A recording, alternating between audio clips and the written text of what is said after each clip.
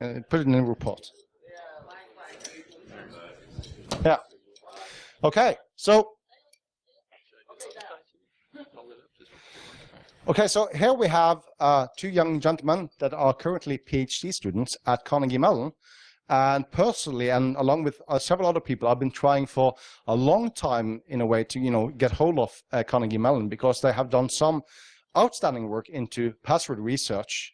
And a couple of the papers that have been released earlier from CMU also came as, I would say, a big of a surprise to many of us in the crazy password community around the world. And finally, I got in touch with them, and they submitted to our call for presentations, and I was ecstatic for that.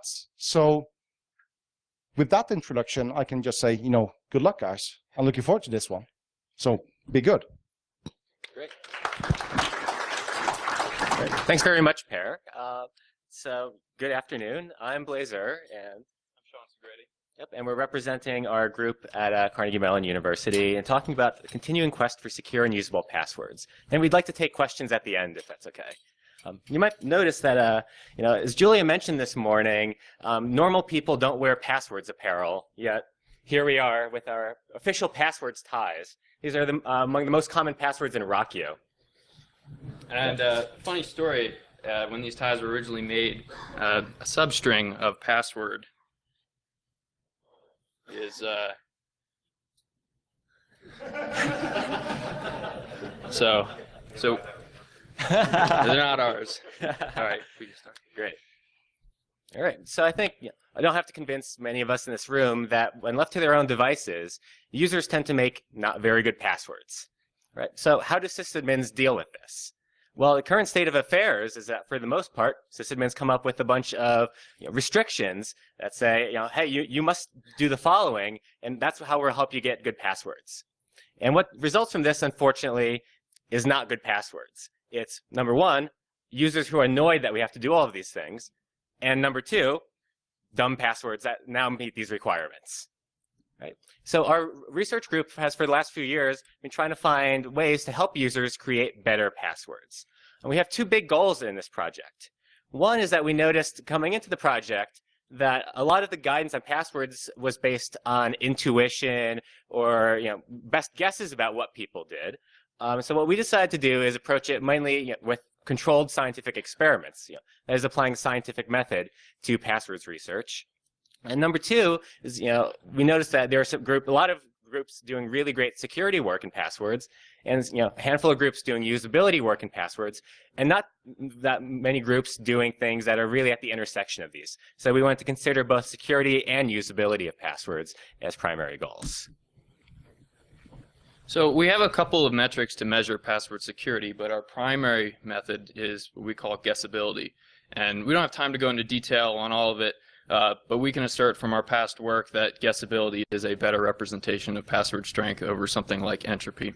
So guessability, simply put, is how many guesses would be required given some guessing algorithm and some input, whether that be dictionaries, training data, probabilistic models, mangling rules. How many guesses would you require to guess a password? And guessability has a nice property that it's independent of hashing and yet still linked to cracking wall time. So given a guessability plot, you can get a good idea how long something would crack given your hardware and the hash used. And we calculate guessability primarily by using the probabilistic context-free grammar proposed by Weir et al. From Florida State. But in our ongoing work, we also do other methods as well.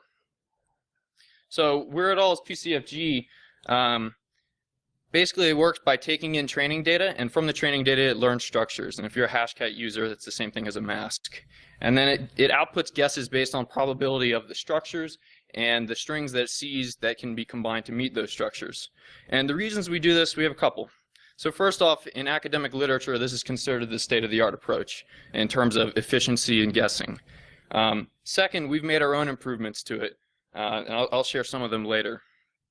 Third, other approaches like John the Ripper and Hashcat require a fair amount of heuristics. So if you want to do an optimal attack with John the Ripper or Hashcat, you really have to know what you're doing, and who's to say that we do?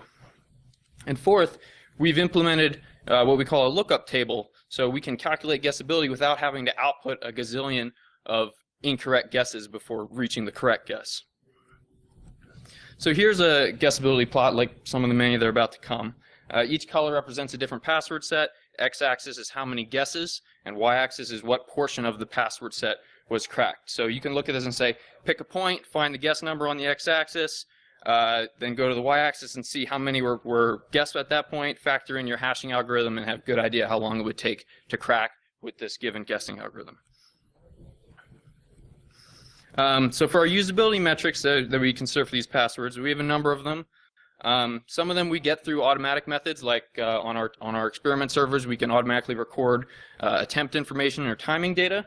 And then other things we have to just directly ask people through surveys or interviews, such as, was your password difficult to create, difficult to remember? Did you write it down? How did you write it down? And we use these metrics to try to identify traits that can make the whole password experience just better for the average person. So where do we get the passwords that we study? And short answer is from a lot of different places, depending on the analysis we're using. So we've done some analyses, using the leaked password sets that many of the people in this room have also studied. We also have looked at high-value passwords from our university, and I'll be telling you about that in a moment. But then, there's a lot of things we want to do where we want people to create passwords under certain conditions, certain requirements, certain circumstances. And for those, we actually have to have people create studies. And we've done both online studies and lab studies. And I'll primarily be talking about online studies today. And so, you might wonder, why are we doing these online studies? There's all these large password leaks with real passwords. Why are we getting these fake passwords? The problem with a lot of these leaks is that, there's not information for the most part about usability in these leaks. And that's one of our primary questions. We also can't create controlled experiments to compare different techniques. So we can't, go back and say, in like the RockU leak, half the people do this, half the people do this. And similarly, we can't go to a company and say, oh, we have this crazy idea and no evidence it works. Let's try it out. Have a third of the people at your company do this, right? So, the first step in these is to use these online studies and lab studies. Right. A lot of these online experiments, we've used Amazon's Mechanical Turk crowdsourcing service. And so for kind of the short version of what a protocol like this might look like, we have participants, do a role play, imagining that their primary email account has asked them to change their password. And they go and create a password, and we record keystrokes and all kinds of information about what they're doing. Then they answer survey questions about the password creation experience, the password they just created. And then we have them recall their password, type it in again. Then 2 days later, we send them an email, ask them to come back and again try and type in their password and answer survey questions about how they remembered, or as the case may be, failed to remember their password. Right? And so through this mechanism, at this point, we've studied over 30,000 participants making passwords with rich supporting data, everything from surveys to keystrokes. Right? And so, many of you are probably asking the question, well, how legit and how real are these passwords? And we asked ourselves the same question. So we did a study where we, among other things, compared these types of passwords we're collecting in online studies to those in use at our university, Carnegie Mellon. That is, we studied 25,000 real high-value passwords from the CMU sign-on system, a single sign-on system, representing all the faculty, staff, and students who were active at the time. We also had contextual data, that is, access logs, detailed demographics, which the university collects and are quite accurate, and survey responses. And so going into this project, we had one question we had to answer first, which is how do we access this real data responsibly? We also had two main questions we wanted to answer. First, as I alluded to earlier, how similar are these mTurk passwords to real passwords? And also, what factors seem to correlate to password strength? So I'll go through each of these three. So accessing real data responsibly. So this single sign-on system I mentioned, it's this password grants access to that user's email account, financial information, financial aid for students, payroll for employees, grades, same thing, registration, information with the CMU Health Center, etc. So we didn't want to take this lightly. And so as a result, we never saw plain text passwords, but our code did.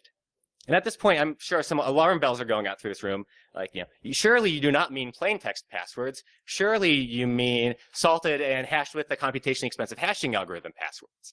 But no, we actually do mean plain text passwords. So when we started this study a couple of years ago, and started working with the ISO at CMU, we found out that passwords were reversibly encrypted in the system that they used. And this was not a bug. This was a feature. Because according to all the vendors who sold them the system, this would allow them to interface with legacy systems that wouldn't be able to support Kerberos. And so then when we had discussions with them, said, you probably don't want to do this. They agreed. They went around shopping for a new system, and all the vendors they talked to said, no, we actually do the same thing. So they had to, they've since transitioned away from this, but they had to roll their own system. And so, so we said, well, we have all these plaintext passwords for every user at CMU. Let's write code to analyze them and output all kinds of, analyses of questions we'd like to ask.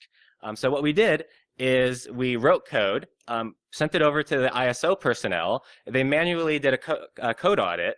They got their own systems, installed everything from source, never connected the machine to the internet, ran the code, printed out the output to prevent covert channels, and they inspected it and hand-delivered the output of our analyses to us on paper. Right? And so we took these kind of extraordinary steps because we didn't want to cause security issues for the users at CMU. Right. And so, this was a lot of work. This project actually went on for over 3 years. Lots of conversations with lawyers and everything along the way. Right. And so we want to ask, well, if we compare these real CMU passwords to passwords that we can get with much less effort. So things like, passwords from RockU, Yahoo, all the other, big leaks, in what we call conforming subsets. That is, if we take all the passwords from these leaks that would have been valid under CMU's password composition policy, which requires all 4 character classes, a dictionary check, and 8 or more characters. So if we compare those to the real CMU passwords, and we also compare the passwords that we're collecting from mturk to these real CMU passwords, which seems to be kind of the low-cost equivalent of studying passwords that better matches these real passwords. We looked at a number of metrics for comparison. We looked at the composition and structures of the passwords. We looked at the frequency distribution of different passwords in each of these sets. And we also looked at guessability against the PCFG algorithm.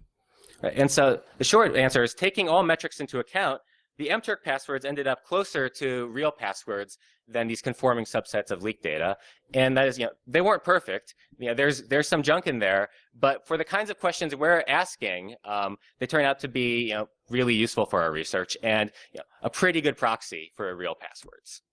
So to give you a sense of these kinds of things, if we look at some characteristics of passwords like length, number of digits, number of symbols, and we compare in black the real CMU passwords to, in green, the mturk passwords that were closest to it in composition policy, and then to a whole bunch of conforming subsets of leaked passwords, and then other mturk passwords with different composition policies.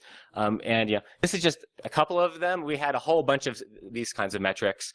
Again, across these, the mturk passwords most closely resembled the composition of these real CMU passwords. Okay. We also looked at the guessability. So this black line represents the CMU passwords. So again, guess number on the x-axis and a log scale is how many guesses did it take this password cracking algorithm to get to that password. And on the y-axis, we have the proportion of the set that was guessed by that point. So that is, higher up are worse passwords, lower down in the bottom right corner are stronger passwords. Right. So if we compare, for instance, Gawker and Stratfor conforming subsets, we find these are actually pretty easy to guess, but note that these leaks were actually based on cracked passwords. The leaks were hashed. Right. So basically, these passwords that were easy, that were cracked, were again able to be cracked at a reasonably high rate. Right. So we also looked at RockU, CSDN, Yahoo leaks, and RockU leak actually tracked the real CMU passwords closely. That is, for those passwords in RockU, the small fraction that would have been valid CMU passwords, whereas the others not as much. So it's kind of along all these different leak subsets, it's kind of a mixed bag. Sometimes it's close, sometimes it's not, and it's hard to know in advance whether it will be. So then the green lines are the 2 different sets of passwords we collected from mturk, one simulating the look and feel of CMU site and one not doing so. with the same composition policy. And we found, again, they're not quite, tracking it super closely, but they're relatively close. And for, the purposes we're using them for, it's pretty much good enough. Right. So then we also investigated how different characteristics, both demographics and those of the passwords, correlated with password strength and guessability. So as you might guess, the use and placement of things like digits and special characters, like whether digits were at the end versus whether digits were spread out or stuck in the middle of the password somewhere, yes, indeed was correlated. It was easier to guess passwords where digits and symbols were at the end. Going into the project, we had assumed that age and the role at the university, thing like, is this a person, a faculty member, staff, or student, would correlate with password strength. We didn't find that to be the case. There were no significant correlations there. However, the department affiliation at CMU did correlate with password strength. So these different lines, each of them represents a different academic department at CMU. So you'll notice the green passwords were the easiest to guess, and the navy blue passwords were the hardest. And it was actually quite a bit different. So 1.8 times more were cracked in the green set. So we'll play a guessing game. So the navy blue line, the strongest passwords, which department do you think that is? Liberal. Oh, no. The strongest passwords? The strongest passwords, yeah. Well, so the blue one, the strongest passwords were the computer scientists. The weakest passwords, the green line. The business school. Yes. So those are the people we're putting in charge. Yes. Mm-hmm. Yeah, so we basically binned different groups together. We didn't want to have, an analysis that says the one Russian studies major who's, dual with computer science, this is the characteristics of their passwords. So some of those kinds of analyses got kind of binned together into, humanities. Yeah. All right. Okay. So let me remind you of our overarching goal out of all of this, which is to improve the password experience for the average user. And we started out on this trek by considering password composition policies. So this work started back in 2010, 2011 by collecting passwords under controlled conditions. So each condition that we collected had a different password enforcement policy, and they're listed here. Basic 8 is pretty simple, just a 8-character length check. Comp 8 or comprehensive 8 is a subset of Basic 8, but requires all 4 character classes and a dictionary check.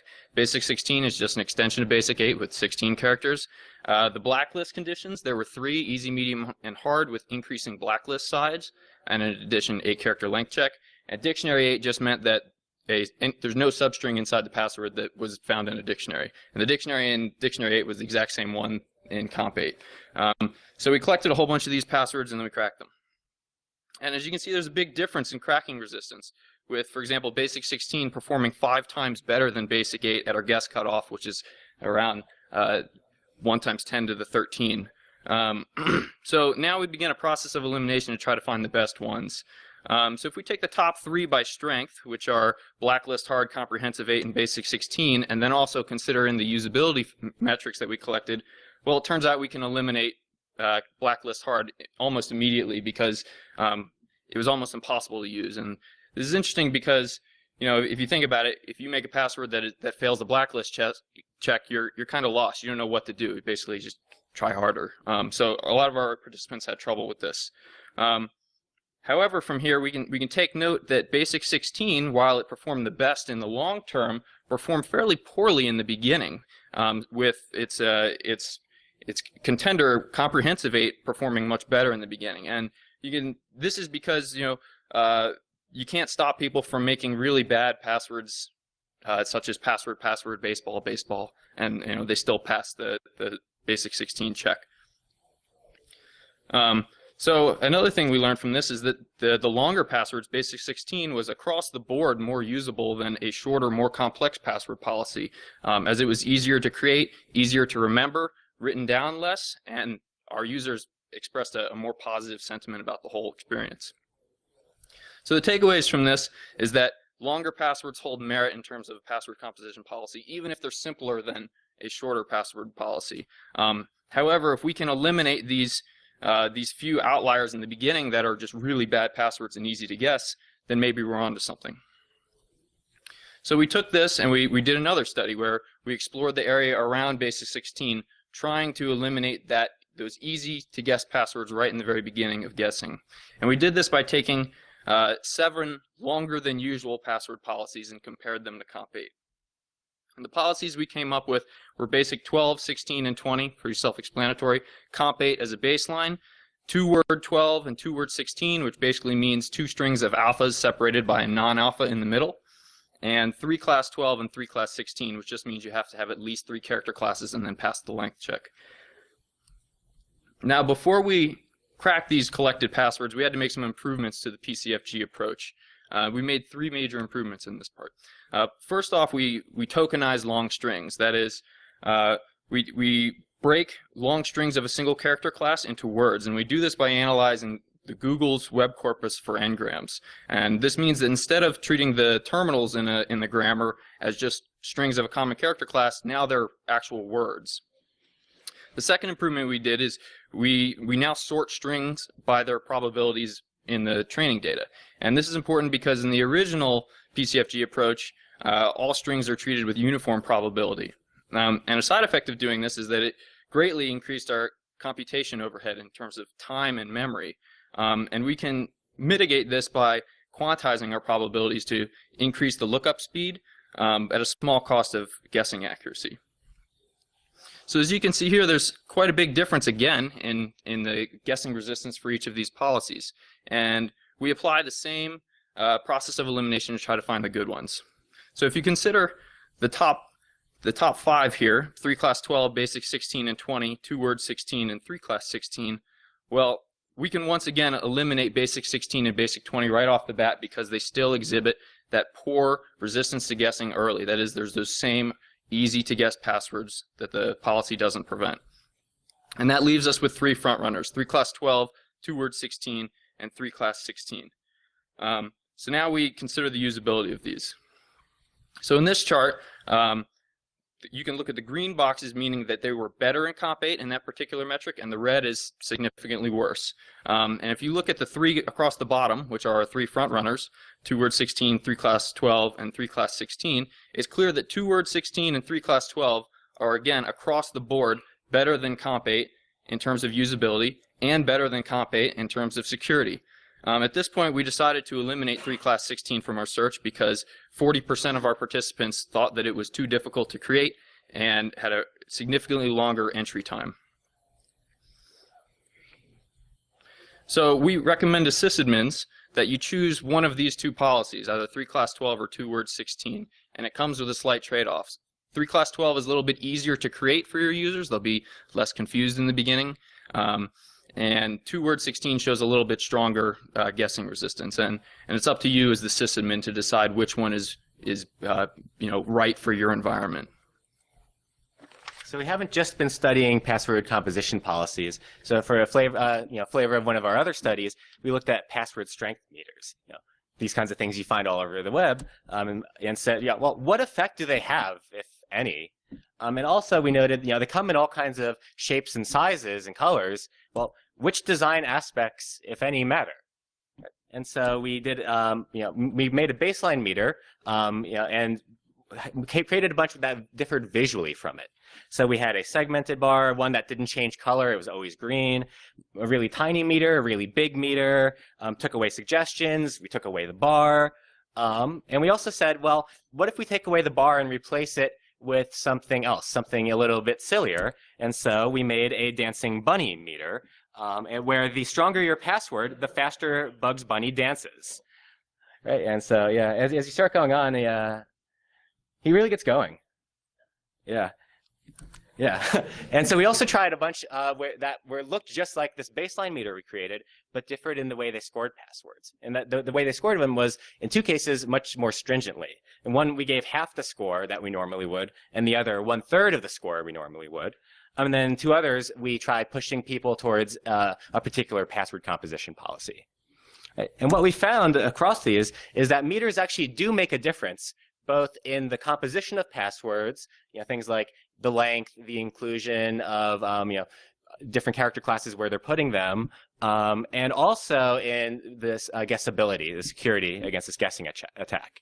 We found that all meters with visual components and text helped users create passwords, create better passwords.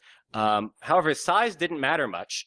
Color didn't matter much. Whether it was a bar or a bunny didn't matter much. As long as there was some feedback, it helped people. We also found that the stringency of the scoring algorithm matters quite a lot. So the one that gave half the score, participants made much longer and in the end harder to guess passwords. And our working hypothesis here is that no one wants to be bad. So if their password strength meter was telling them your password's bad, they kept trying until they were at least okay. Right, but this has its limits. However, there was the really stringent one that gave a third of the score, and we found people just gave up. They tried to make it better, and the meter kept telling them that they were bad, and then they're whatever. Your meter's broken, right? So that's kind of some highlights of the past couple of years of work, and just wanted to really quickly give an overview of some of our ongoing work. We have in process a project looking keystroke by keystroke at how people create passwords and which characters they're adding, when they're deleting, all this inner key timings and things like that.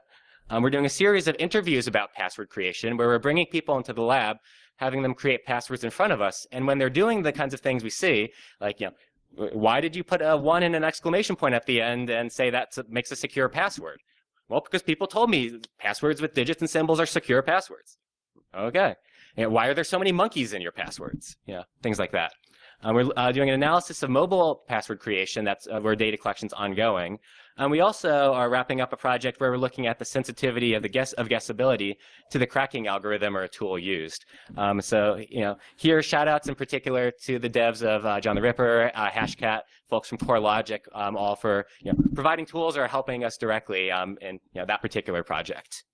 All right, so on behalf of the whole group, thanks very much. And we can take a couple questions, like 1 or 2 questions now before lunch. And Sean and I are both happy to continue taking questions throughout today and tomorrow. Right, thanks.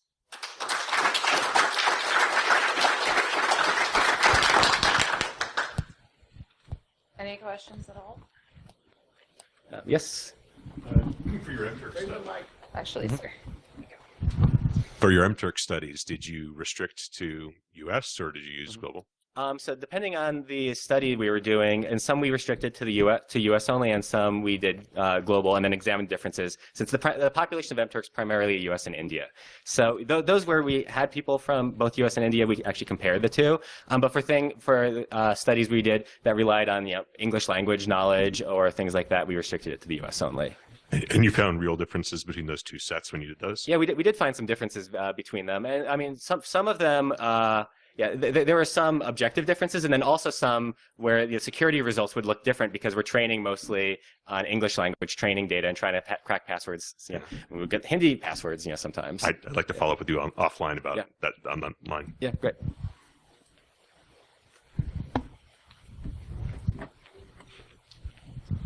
So the plots ended at 10 to the 13 guesses. Mm-hmm. Do we know how many guesses attackers make? Yes. We in fact, Sean, do you want to talk about this? So we simulated the PCFG approach, and if you're using something like Octal Hashcat on NTLM, you're not going to stop after 10 to the 13 guesses. You're going to keep on going. You'll hit that in a matter of hours. But this is kind of assuming that you're looking at passwords that are hashed with a slower algorithm than NTLM, and you can't just run a mask attack and call it a day and blow through a lot of them, because you can make a lot of guesses really, really fast. As for why we stopped at 10 to the 13, since we use a lookup table to calculate these guess numbers rather than actually outputting all of them, we ran out of size on our disk space. A lookup table that big is around 8 terabytes. In some of our more recent work, we're going out to 10 to the 14, 10 to the 15. But it's all very, as we all know, it's an arms race based on hardware and attackers and everything like that. You create a password once and then you enter it thousands of times. Mm-hmm. Did you consider how users found the usability of your different password classes? Right. Yeah. So that's definitely a limitation of our methodology, as we decided to choose. Can you enter it? 5 minutes after you make it and a couple days after you make it. And conceivably, we could have chosen lots of different things and looked at habituation over time to typing a password. That's not something we've looked at in any of our work so far, but it's on our radar, and we had to make some choices, and we made those choices. And that's about it. Thanks, guys.